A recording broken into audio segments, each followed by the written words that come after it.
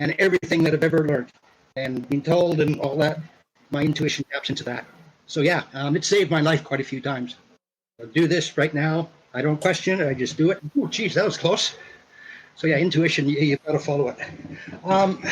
It's part of the reason why I moved, to be honest.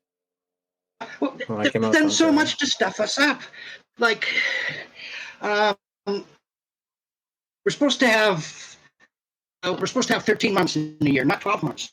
Yep. We're supposed to have 13 month cycles in a year. But they stuff up our biorhythms. They do that.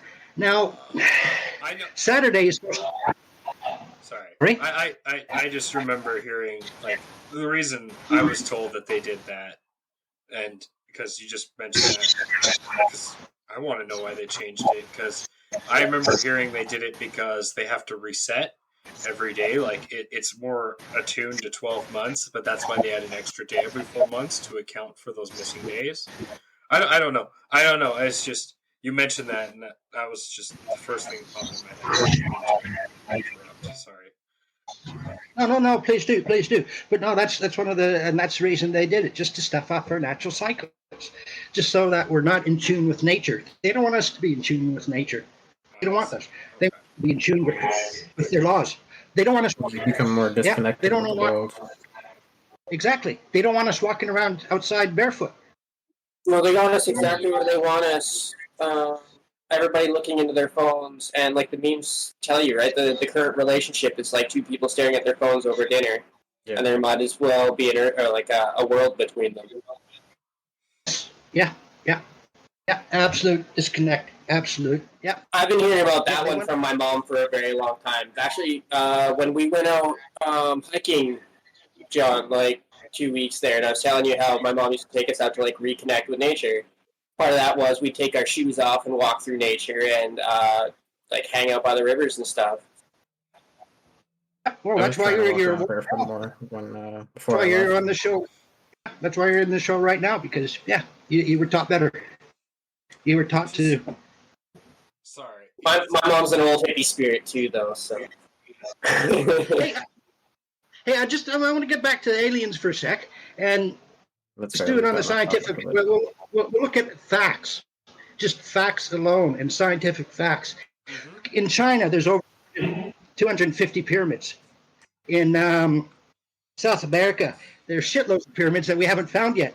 Now, and you look at how they're built, absolute perfection. No space between the blocks, just technology we did not have. Now, some are saying, here's the thing. I'm going to support, because you're right. Like, if you look at the Nazca lines, not the pyramids, but the Nazca lines down there, I get what you're saying. Like, there's no... Yeah, built within the symmetry of the planet. Yeah, there's the other ones that are in South America, too, that they line up with the ones in Egypt. Exactly. Yeah. So, and, like, I will never deny that, like, we've been visited. It's just...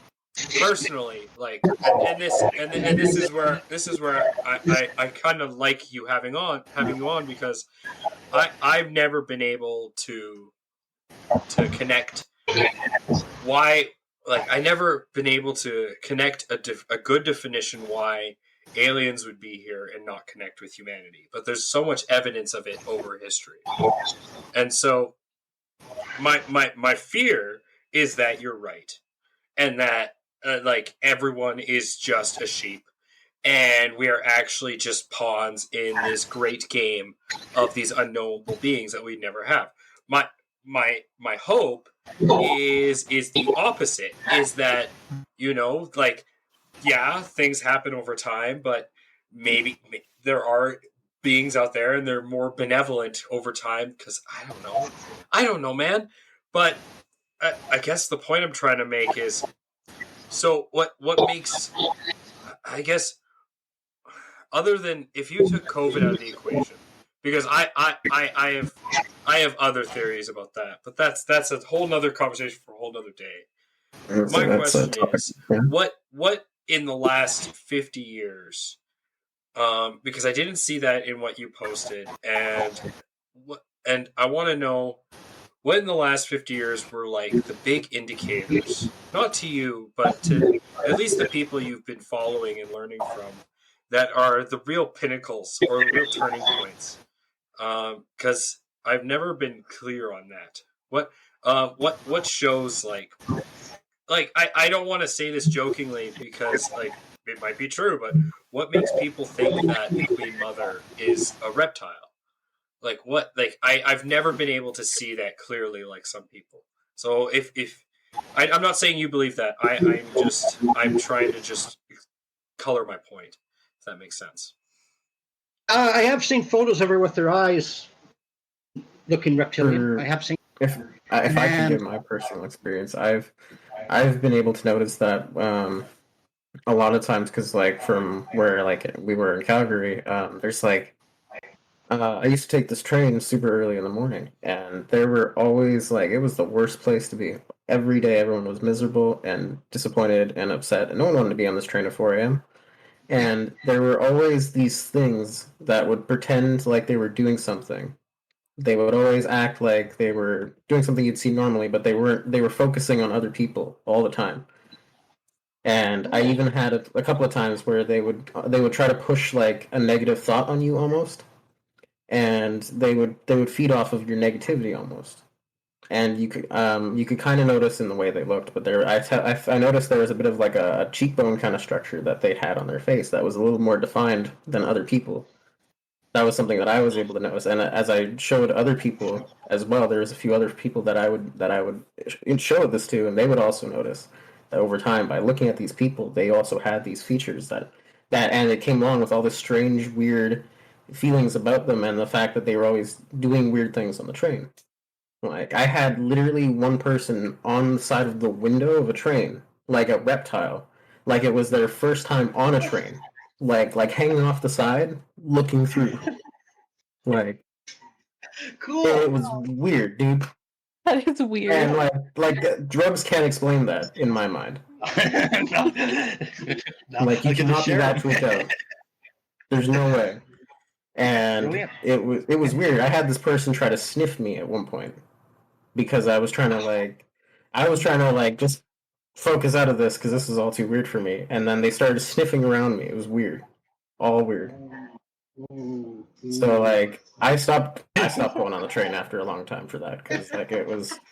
I dealt with weird people occasionally going through downtown, but like seeing that and more things progressing, it was just bad news bears. Oh, that is brilliant. That is absolutely brilliant. You've heard of Nikola Tesla? Oh, absolutely. Yeah, well, he's evidence that aliens have given us technology. There's no way in the world. Did he supposedly get a transmission from aliens? Yeah, he had a plan to essentially build a magnetic ring that would surround the planet like Saturn. He had a plan to essentially get Wi-Fi. Can I just interject for 2 seconds, guys? Sir Jeremy just sent me an article from January 8th, 2010 by Corey Killigan.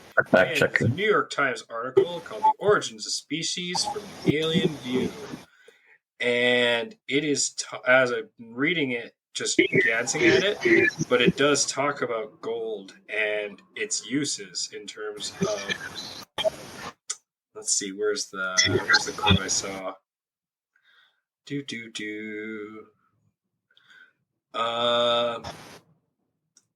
Gold is seen as a super rare element in the galaxy where only some planets will ever be found or ever even have it. The fact that Earth has extreme quantities, Mr. Stitchin says, is extremely rare. Makes it real prize for most alien species. Huh, interesting. Yeah. Oh, that's a researcher, Dr. Stitchin, that New York Times interviewed about this very topic. Yep. Brilliant. Throw that in the chat. Yeah, I threw that in the chat already. Perfect. As Robert Morningstar will tell you, okay, we were developed to mine for gold, and we didn't have any free will. We were slaves, absolute slaves. Now the princess, she felt sorry for us, so which gave us free will. She did that against the orders. So really, our God is a female alien. I mean, Wait, I'm sorry. Perception of God, I guess, but. And you do know that we've got a lot of DNA that we don't know where it's from. Yeah, and you could run into other past human species like the Needles. They were huge humans. Now, I saw something recently that your blood type, if you're A, you're Palladian, B, you're Syrian, and C, I think, is Draconian. I'm not positive on C. But if you're positive, that means you're a healer, you're here to help people. So myself and Sara, we're both A positive. So we're both Palladian, and we're here to help other humans. I certainly do like helping people. Yep. That's a pain. I know my mom's boyfriend has some weird blood type. It's a little off key. I think it's like S or something. It's a new kind of weird type, apparently. Wow. What about if the blood types determine that? Then what about if you're AB? That I don't know. I'm not sure. Okay. Yeah, I'll have to find that chart and I'll flip it over to you. Yeah. On that same, just to back up a bit, just because I'm taking notes while you talk, so I can just try to come back to stuff. So I at least have something to ask about because I've got so much information thrown at me. You mentioned princess and royalty. That was your first. I believe that's the first time you mentioned that. What were you talking about there? I'm a little curious. You said she what did I have here? Donated blood. So I just wanted to ask, what was that? I'm sorry, I lost me. I think DNA, not blood. DNA. Yeah, we were developed. Yeah, we were developed as slaves, so we had no free will, no nothing. She felt sorry for us, gave us some DNA to give us free will. So who and she is this princess. I forget her name, but princess of a Palladian princess. Okay. Sorry. No, don't be. Does anyone have any questions? Man. What was the name of that doctor? You said Robert Morgenstein? Yeah. He's not a doctor, but yeah, very, very smart man. That's the video that he posted in our channel last night, the second one. Yeah. The Terra Papers. Yeah. So I actually have a question about that. So I watched about half of that video. I didn't have time to watch the whole thing, unfortunately. But there was one thing that kind of got me thinking. Part of it was that Earth was formed out of a piece of a planet that was between Mars and Jupiter called Tiamat. And he was talking about how that's where the Babylonians got the word Tiamat. But I am just wondering how, because Tiamat was destroyed before Earth existed, how did they get the word? Yeah, well, there may be people living on Mars. Okay. So Mars, Saturn, Jupiter, they were all inhabited, probably are still inhabited. Okay. So then they were the ones who brought the word Tiamat to Earth later on, and that's how the Babylonians ended up worshipping a planet that no longer existed? Yep. Interesting. Most likely. For our listeners out there, Tiamat is what they call the planet that crumbled up and became the asteroid belt between Mars and Jupiter. Yes, but a shard that particular video was saying that a shard of it also became Earth. So next month is supposed to be big disclosure month, June. That's when Trump, one of his last things in office, said that within 6 months we need full disclosure of aliens. So in June we're going to start getting disclosure. It'd be interesting to see how much we actually get. So it's going to be very. I'm so glad you said that. What's your thoughts on what happened 2 weeks ago, or was it last week? Where the U.S. military released footage of a sphere that rises up and out of the Atlantic. What's your thoughts on that?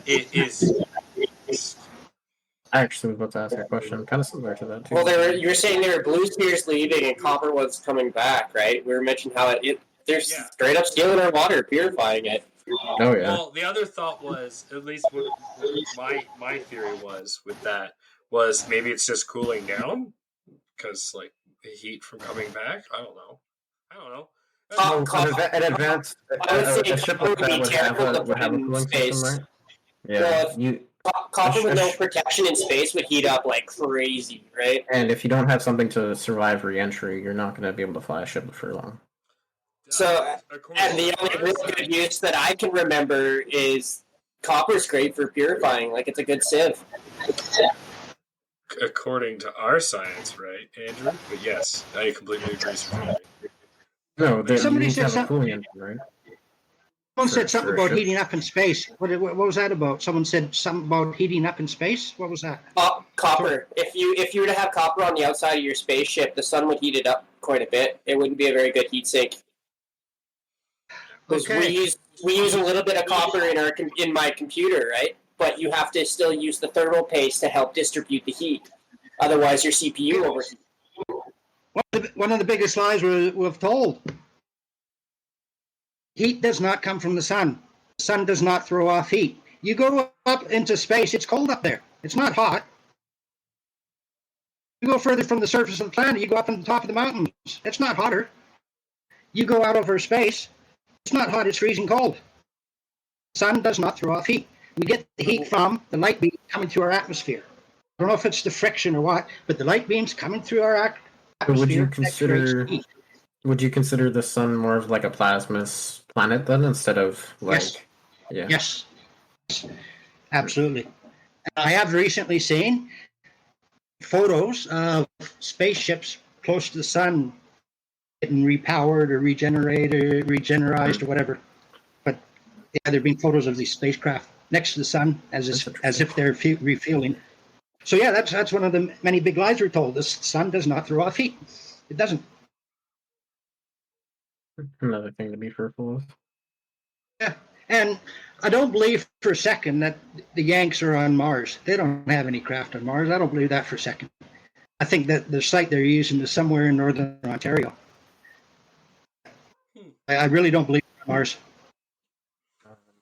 One question I was going to ask, if you've heard like stuff from like past experiences. I remember hearing about one thing that I've kind of brought up before on other streams is this term called indigo children, and they're kids with experiences of past lives.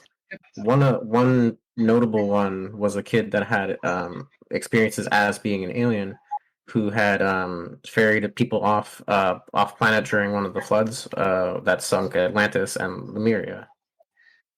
And at the age of, I think, 8, he could explain to the scientific engineering level of how a spaceship would function on a rotating disc and the flux capacity, like a lot of different parts to it. I don't remember it because it's been a fucking long time. But he goes to the details of exactly how the ship is powered through like literal blueprints at each step. And he talks about how he got sunk in the rescue and ended up being stuck in a weird kind of like stuck on the planet somehow.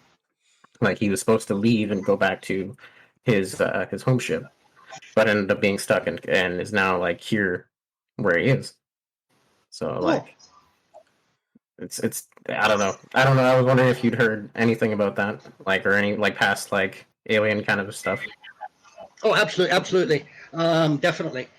And I've spoken to people alive today who say that they've traveled, done remote viewing other places. I spoke to a lady; she's been on the other side of the moon. She's seen a big city there. Spoken to another lady. She said she's been to Pleiades. She said it's an absolutely beautiful city. She didn't want to leave. She had children back here. So yeah, there's beauty out there. We're being protected at the moment. The Galactic Federation is protecting us. They've got the Earth surrounded. They're not letting the bad guys leave or bad guys come in. So the Earth is being cleaned up at the moment. All these lizard people, draconian lizards, all that, they're being cleaned out. Yes, that's good. We are now getting close to time. Anything? I have a question, actually. Just why do they care about us? What makes us so interesting that they would bother caring? Well, because we're another life form, and they're loving life forms. Okay. Just like I saw an alien. If you or I saw an alien in distress, we'd run to help it. Yeah. Anyone else have any questions for our guest? Oh, sorry. Sorry, I'd just like to say one more thing. So, go for it. Next June, again, going to be very, very interesting. Now, Donald Trump started up the space. He did that for a very good reason, because they have technology. They're going to introduce it. They've got a flying saucer. They've got spacecraft that can, run on magnetic and all that sort of stuff. They have it. To be able to introduce it, they'd have to have technology at least capable of matching what we've seen already, and that's been shown to the public at least, right? Yeah. Because then why would they have that technology if they can't at least keep up, right? They will look like a failure to the public. Yeah, exactly. Yeah, exactly. So they've got to sneak it in through that way and say, "Oh, look what we discovered." And somehow we're better than the information from 50 fucking years ago. Oh, exactly. One of the wildest things, you guys have heard of the Philadelphia experiment? I actually think I have heard about that, but it's been a long time. I remember hearing it mentioned once or twice. Google that, is interesting. It's where, I think, during World War II, the Americans got this ship. They put it in they put a magnetic shield around it. It disappeared. And very minutes later, it reappeared in another naval yard across the country. And there were bodies of seamen embedded in the walls. Oh. Yeah, like a wall, and then head sticking out of it. So on that note, we are at time. I would thank you,